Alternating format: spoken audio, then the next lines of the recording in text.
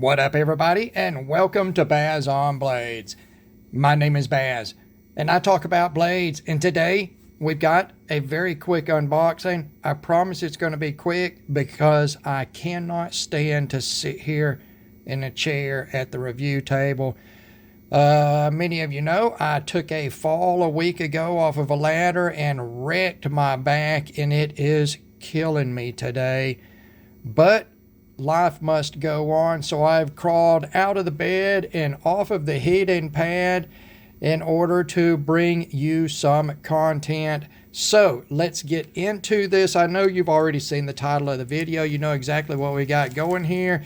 We've got a package from powercutlery.com, and you know Power Cutlery is my go-to dealer for Ganzo product. And we are using the Ganzo FH-922 for opening this package. And I love the 923. I love the Ganzo FH series. Pretty much they're all winners in their own way. Ganzo Firebird is really pushing the boundaries for what you can expect out of a $25 or $26 knife. What we've got here is the FH-922 BK. That stands for black, and that's what color G10 we've got going here. Again, another one of the Ganzo FH model knives, and what we've got here is they are G10 handled over stainless steel liner locks, D2 for your blade steel, single row steel bearings on the pivot, and they are typically very well made for $25 or $26. Like I say, they all come in this little microfiber drawstring bag. And I've got so many of those laying around now, I don't even know what to do with them. Let's see what we've got here. We've got our silica gel pack, also known as candy for dumbasses, and then some promotional material, warranty information, and whatnot from Ganzo. Let's throw the box to the side.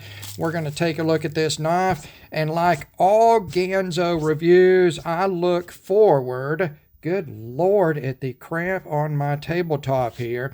I look forward to the comment section and the vast amount of comments that always come, Ganzo haters. And the Ganzo haters are going to hate this Ganzo because it is obviously a copy, a clone, a direct ripoff of every knife that has ever been made.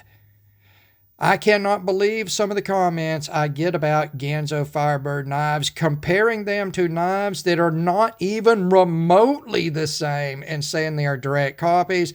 And that is basically because Ganzo has been guilty of doing direct copies, and they will always carry that guilt. There's nothing you can do about it.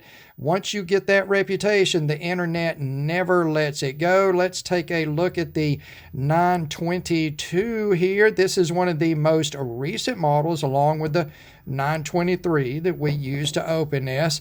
And I don't know if this is a copy of anything. I don't give a rat's ass. I mean, at this price point, if this is a copy of some well-known knife made by somebody somewhere, I'm sorry. You know what?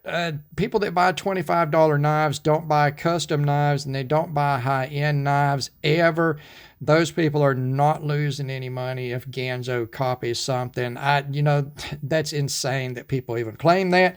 So I don't know, and I don't care if this is a copy of anything. What we've got here is some textured G10. Now, this is much different than the G10 on this 923. The 923 G10 reminds me more of the sort of shiny surface type of G10 that Benchmade used to use. Emerson used to use long time ago. It doesn't have a whole bunch of coarse texture, even though it is fully textured. This is much more coarsely textured in a brick pattern. The look of it reminds me more of the coarse G10 that Cold Steel uses, although this is nowhere near as coarse. It is much more in the appearance than it is in the actual tactile feeling. Let's take a look at this blade. It is perfectly centered. We do have, for the first time that I've seen here, a wire type deep carry pocket clip from Ganzo Firebird. That is a welcome addition over the standard deep carry pocket clip that they use, which I think is very crudely made, and have always said that. So we will see how this pocket clip does. Got a good bit of tension there. It's a short pocket clip. In the hand, it's okay. Let's see here. Let's get the first flip on this thing. Okay, detent is dialed in. There was plenty of stored energy in that detent to flip that open. I do not know if from the first feeling that can be, let's see if it can be failed. I don't know. I don't know. You might struggle to fail that. That is interesting. Look at that interesting balance between the handle and the blade. The blade is much wider and bulkier looking than the handle. That's a very interesting. Wow, that handle works really well. That handle works really well. It's just straight. Got a nice little choil here. That flipper tab works as a forward guard, and it is jimped, and that jimping is aggressive. It might open. If you get a lot of long time hard use, you might get a little bit of a hot spot there even, because that's fairly coarse. You've got some jimping here on the back of the blade. The section is too short, but it is cut very well. I noticed that straight off of the bat. Let's look at the grinds here. Let's take a look at the plunge here. See how even that is. All right, we're going to look at the back of the blade and see how that swedge rolls in. That's a pretty thin tip right there. I'm going to say that blade stock is getting up close to about 115, 120 thousandths. And behind the edge, oh, that's super thin. That is very, very thin. I'll tell you what, let's grab the calipers. We'll go grab the calipers of doom here. I call them the calipers of doom because they were bought at Harbor Freight, so they're doomed to die sooner or later. And let's re-zero here, and we will check the blade stock thickness. 345 millimeters. That's 135 thousandths of an inch. That's a little heavier than what I thought it would be. Let's go here. We'll start pulling up off of that edge. All right, I am still not to the edge grind. We're at 15, 14, 13 and a half. Oh, we fell off at about 13 and a half. Let's repeat. Let's repeat here. Yeah, it looks like it's going to go about 13 and a half.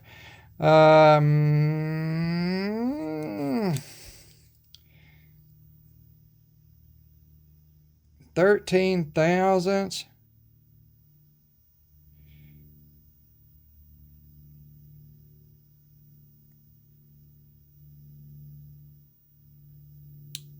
I don't know, guys.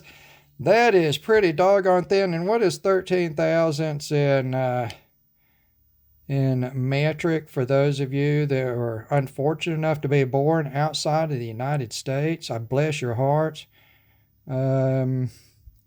Maybe you can come to America one day just like Eddie Murphy did.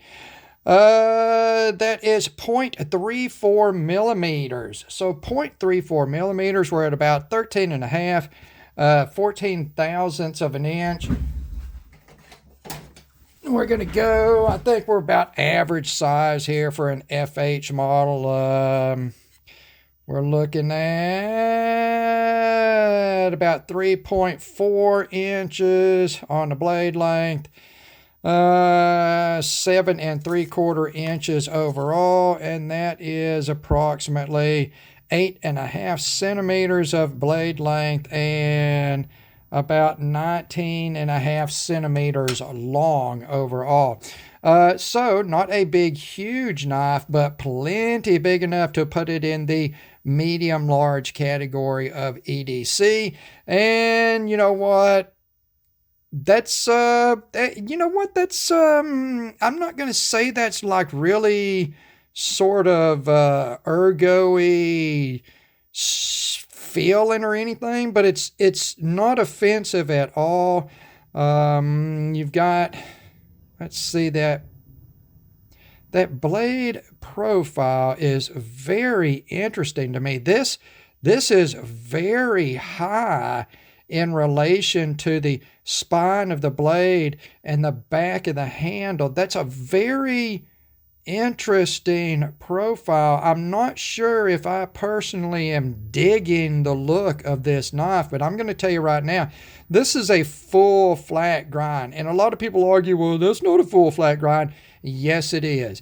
It is a full flat grind that they have then ground the swedge into. It is very thin, as you saw, even on 135 thousandths of an inch blade stock thickness. That's pretty decent. One thing that is standing out to me on this knife is the fit and finish, and that could barely be called a nail catch from the liner to the handle scale. Look at how tightly fit this is. Look at how tightly fit that is. Everything looks really good straight out of the box. That is let's take a look here. I believe that feels very hard, that backspacer material. So I'm thinking that's G10 for that backspacer, not Zytel. It does not look molded. It looks ground to shape. And, the weight's not too bad. Weight's not too bad. We won't bother to weigh it right here. We'll do an in-depth review of it after we use it for a while. But as you can see, the secondary grind, the secondary bevel, the edge grind is even side to side, and it is very narrow. Now, I can't tell you what that edge grind as far as the angle is, but it's going to look narrow because the blade is only 13 thousandths behind the edge thickness, and that's very thin. I tell you what, Ganzo Firebird in this FH series, I guess it's got to be the last 5 that I have reviewed. They have been exceptional. There are many, many, many well-known brands, at least in the United States, within the knife enthusiast community. None of them can offer anything competitive as far as materials, features, build quality of these FH models. One thing that I thought was cool, now we've got this bent wire pocket clip here that we will explore as we carry it. But I love this filler tab on the front. Usually when we see a filler tab, it's just a rectangular filler tab covering the recess for ambidextrous pocket clip mounting, excuse me. And what we've got here, since we've got this wire clip that's held in by the head of this larger screw here, they've done this H pattern filler clip. I mean, look at that. And look at how well it's fit. That is exceptional. That is exceptional. The milling, that ball milling for that one detailing line is very clean. The edge is very, very clean. as far as the machining goes. You got a light mirror polish on the liners, those stainless steel liners for that liner lock. They are weight relieved, front and back. That is a solid lockup. Let's see. Oh, wow, that's super duper solid, guys. There is no feeling of any type of anything. That feels extremely solid. And coming up after the previous knife I reviewed, which was an artisan knife that had the flimsiest feeling to it. It was 3 times the cost of this knife almost. Yeah, I think initial impressions are very positive on the Ganzo Firebird FH. What did I say? 722? 922? What does that say? 922? The FH-922. Very positive so far. I like that G10. I like the new wire pocket clip. Aesthetically, I'm not super duper loving that blade profile, but I cannot argue with what apparently is going to be super effective. The grind is very...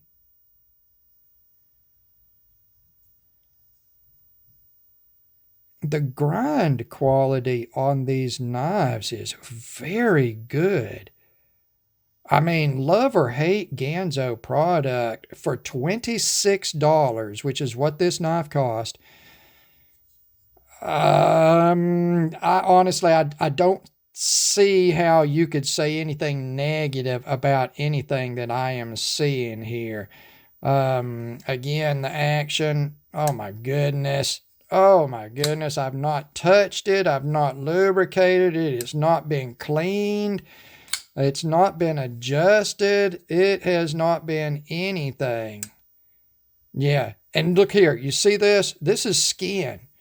This is skin coming off of my hand, dry skin. Ooh, gross. But what it is, it's this jimping right here. It is... That's effective, buddy. You're not slipping off of that jimping. And again, that patch is way too short. I would have liked to have seen all the full width area here just about with that jimping on it. But the jimping is good. There's nothing wrong with the jimping. It's effective. It's just too short a passage of it. And there you go. That is the initial impressions. I am super duper done here. I'm starting to shake all over. My back is hurting so bad, guys. As always, thank you very much for taking the time to watch one of my videos. And God bless all of you. And we will talk to you again.